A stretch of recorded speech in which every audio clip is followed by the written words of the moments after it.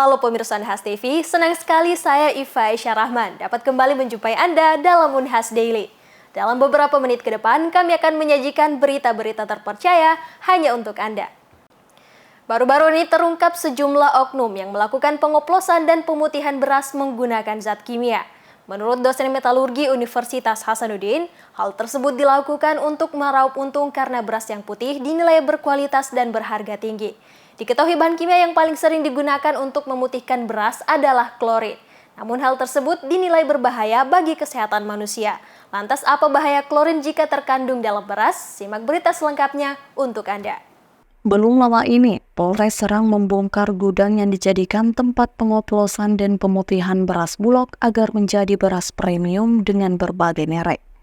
Dilansir dari CNN, beras bulog yang telah diputihkan dibungkus dengan merek Ramos dan bantuan pangan dari Badan Pangan Nasional.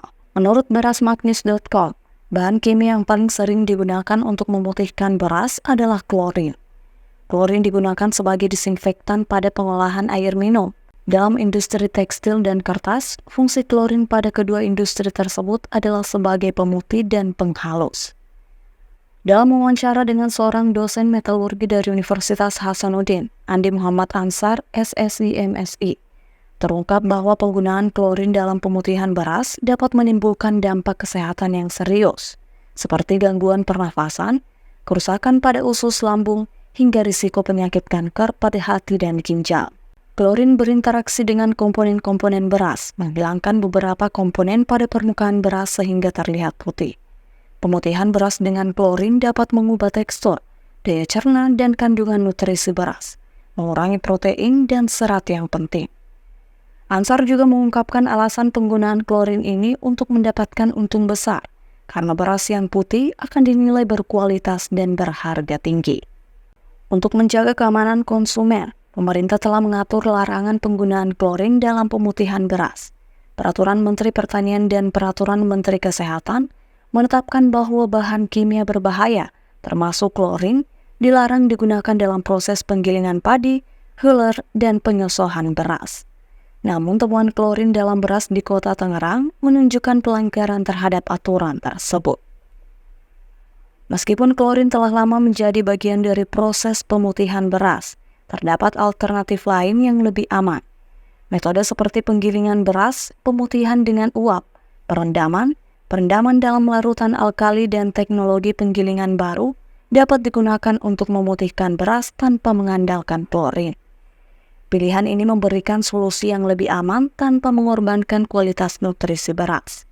Dalam konteks ini penting bagi produsen beras untuk memastikan bahwa metode pemutihan yang digunakan tidak hanya mempertahankan kualitas, tetapi juga memenuhi standar keamanan konsumen. Rahmatia Muhammad Syeful, Unhas TV. Dalam gelombang kehidupan modern, semakin banyak kaum muda yang terjebak dalam pusaran quarter life crisis yang mengguncang fondasi eksistensial mereka. Fenomena ini bukan hanya sekadar istilah kosong, melainkan gelombang emosi dan ketidakpastian yang merajalela tentang makna hidup, identitas diri, dan tujuan karir di abad ke-21. Lantas bagaimana cara mengatasinya? Berikut berita selengkapnya untuk Anda. Quarter life crisis bukan hanya sekadar istilah modis, tetapi lebih merupakan perjalanan batin yang penuh tantangan di awal usia dewasa. Pada titik ini, banyak dari kita terjebak di persimpangan antara harapan dan kenyataan, antara mimpi dan tanggung jawab. Quarter life crisis sendiri merupakan periode di mana manusia mulai masuk masa dewasa. Krisis ini dianggap sebagai masa sulit yang dialami generasi usia 20 hingga 25 tahun, di mana kita merasakan serangan emosional luar biasa yang datang dari dalam dan luar diri kita, sehingga berdampak pada perasaan cemas, tidak nyaman, kebingungan dengan arah hidup, merasa salah arah, dan putus asa. Bahkan orang yang berada di fase ini kerap mempertanyakan eksistensinya sebagai seorang manusia. Banyak faktor sih yang menyebabkan anak-anak muda pada saat ini mengalami quarter life crisis. Salah satunya itu pencarian identitas pencarian identitas diri gitu. Kadang mereka tuh belum kenal sama dirinya sendiri gitu. Oh, kelebihan aku apa? Kekurangan aku apa gitu kan. Jadi balik lagi dari jawaban yang tadi, pertanyaan yang tadi, itu kalau semisal mereka udah tahu sama kelebihan dan kekurangan dirinya masing-masing itu, mereka pasti udah tahu gitu loh tujuan kedepannya tuh apa. Oh, kayaknya kelebihanku misal nih, kelebihan aku public speakingku bagus nih. Oh, kayaknya aku bisa nih nanti jadi MC atau apa gitu. Jadi gimana caranya nanti dia cara nge-branding dirinya gitu. Nah, untuk faktor lainnya itu biasanya dukungan sosialnya sih. Kadang kan ada beberapa orang itu ya kurang dukungan ya satu sama lain. Ya, individu itu tuh kan ada beberapa sih, ada yang tipe extrovert sama introvert ya. Karena tuh ada beberapa orang yang memiliki tipe kepribadian introvert itu susah berbaur sama lingkungannya gitu. Jadi apa link ya channelnya gitu lah, relasinya dia itu kurang gitu.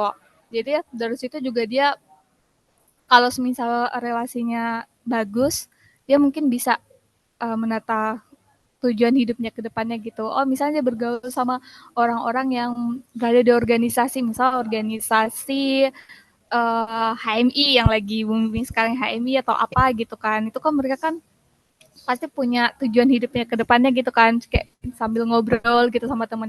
Oh, aku nanti ini loh mau pergi apa namanya, mau pergi kerja ke abis kuliah ini aku mau pergi rencananya pergi kerja ke sebuah biro psikologi apa gitu, nah kayak gitu. Istiqomah, seorang psikolog sewarasnya asal Yogyakarta, membenarkan bahwa pada usia 20-an, manusia cenderung kurang tertawa karena pada usia tersebut, manusia dihadapkan dengan berbagai tuntutan perkembangan, mulai dari pendidikan, asmara, karir, dan lain sebagainya. Tekanan ini yang kemudian dapat menimbulkan kecemasan yang mengakibatkan stres dan berkontribusi pada kurangnya perasaan gembira dan kurangnya waktu untuk tertawa.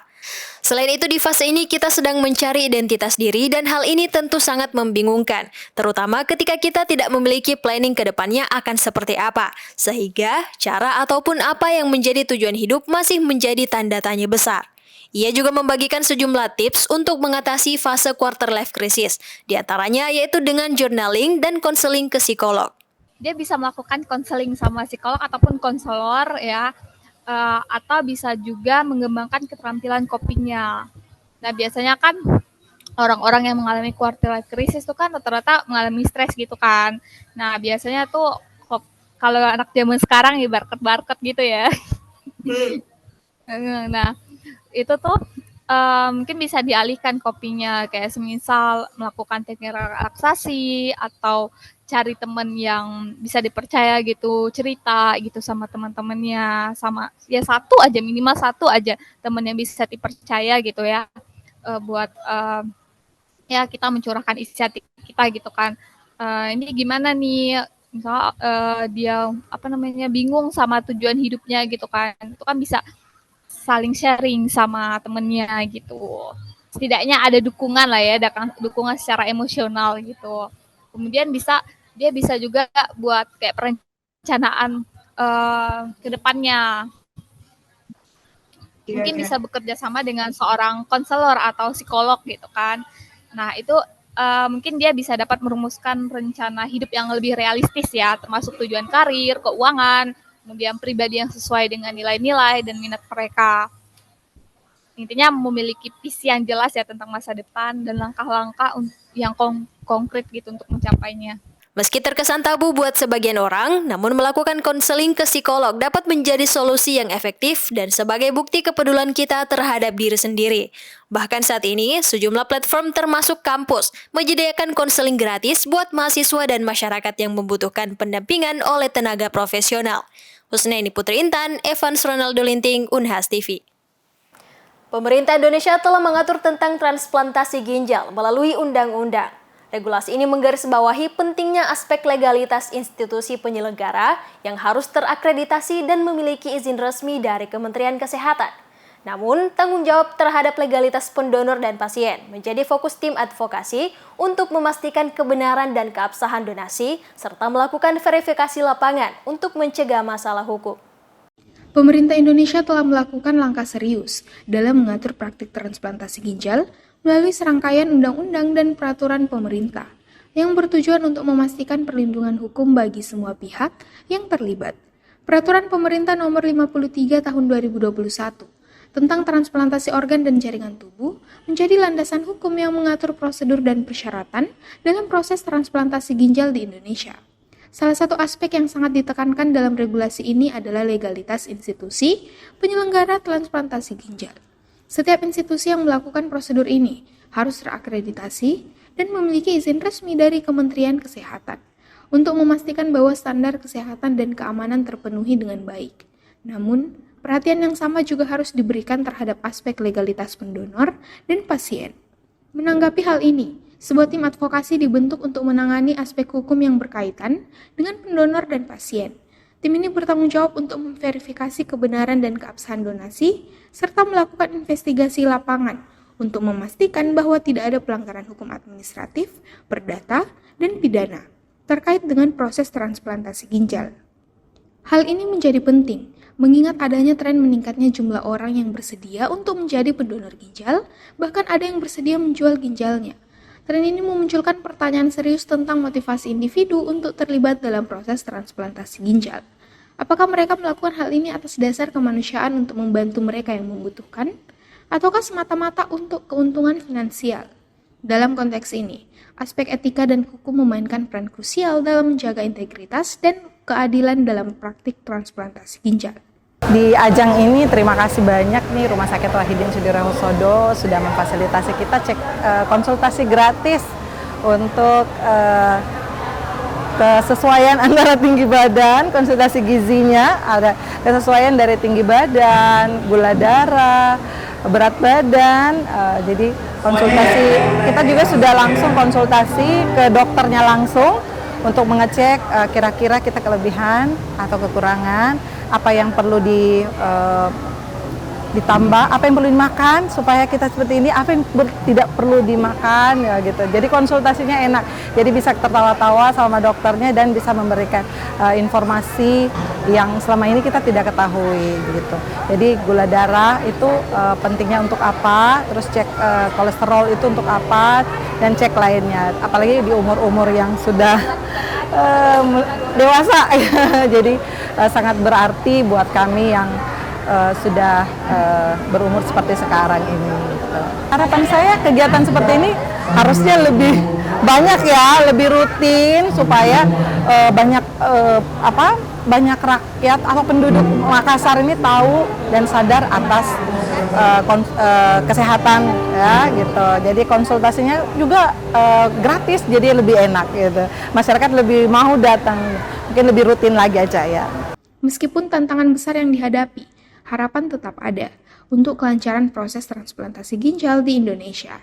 Dengan dukungan penuh dari pemerintah, pendonor, penerima donor, serta upaya bersama untuk memastikan kepatuhan terhadap regulasi yang ada, diharapkan bahwa praktik ini dapat berjalan dengan baik dan memberikan manfaat yang besar bagi masyarakat. Feni Septiani Ismail, Evans Ronaldo Linting, Unhas TV. Pemirsa, berita tadi sekaligus menutup perjumpaan kita hari ini. Terus saksikan Unhas Daily hanya di Unhas TV. Saya Fasya Rahman mewakili kru yang bertugas, pamit undur diri dan sampai jumpa.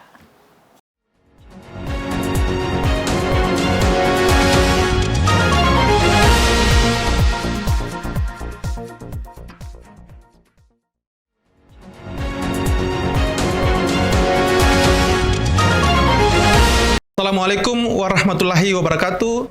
Marhaban ya Ramadan. Saya Muhammad Ruslin, Wakil Rektor Bidang Akademik dan Kemahasiswaan Universitas Hasanuddin, mengucapkan selamat menunaikan ibadah puasa. Semoga segala amalan kita di bulan Ramadan ini akan meningkatkan ketakwaan kita kepada Allah Subhanahu wa taala.